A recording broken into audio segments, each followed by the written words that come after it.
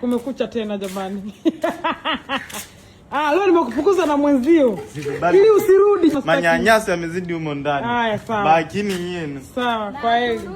Kaili. Na usirudi kweli. Mwambie hata urudi miaka 10 anaumia basi. Huyu sasa hivi tumemharibia private jet zake nyingi. Ana engagement nani privacy wewe? Appointment. Muda kidogo baadaye. Jamani tunaone wiki ijayo.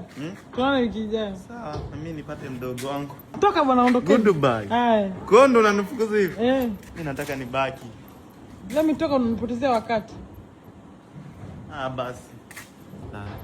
Baba sira kumpa mchumba. Nikupe hela ya kumpa mchumba? Leo sina. Tazalilika. Tujiheshimishe. Na 10,000. Nipe. 10,000 inakutosha. Nisaidie. Sasa singia na geti achia. Naam. Napiga zoezi. Achia geti. Unajua mkono umepona na beba ndoo ya maji. Achia geti. Dada. Mkono umepona na beba. Ngoja kwanza. 10,000 itatosha? Sio kazalilika mwanangu. Sina uli tu. Nakutumia kwenye simu basi. Nashukuru. I love you man. Check. Ona, sijakuonyesha surprise. Ona naomba ninginia na mko. Naomba utoke hapo Remi. Ona mkono. Bye cash wiki ijayo. Baba akija mwambie nampenda sana. Wiki ijayo. Nafasi kama hizo nazitamaniki sana.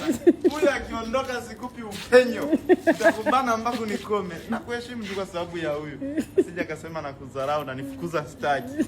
Yaani akiondoka huyu ndo anafanya tu basi. Baba, namjua.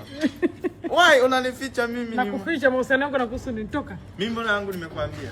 Sasa si mtoto, mimi mzazi. Kweli? Na mimi ni mtoto na haki ya kumjua baba. Basi nitakuonesha. Huyu sio kunionyesha, nitamuona. Sawa. Mwenyewe bila hata kunionyesha. Basi nendeni. Goodbye. Next week. Yes.